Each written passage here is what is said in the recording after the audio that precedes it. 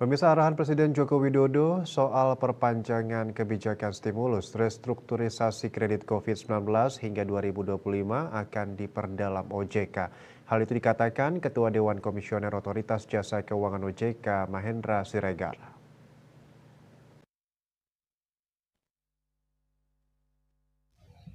Kebijakan restrukturisasi kredit COVID-19 diberlakukan sejak Maret 2020 dan berakhir pada 31 Maret 2024.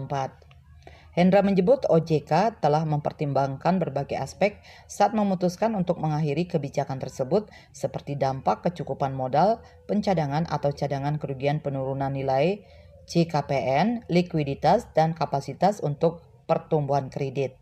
Di samping itu, OJK melihat pertumbuhan kredit pada tahun ini membaik bila dibandingkan kinerja tahun lalu.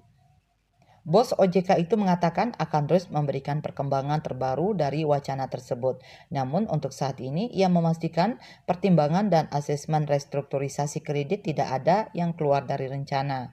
Sebelumnya Menteri Koordinator Bidang Perekonomian Airlangga Hartarto mengatakan Presiden Joko Widodo meminta stimulus restrukturisasi kredit COVID-19 yang jatuh tempo Maret 2024 bisa dimundurkan hingga 2025.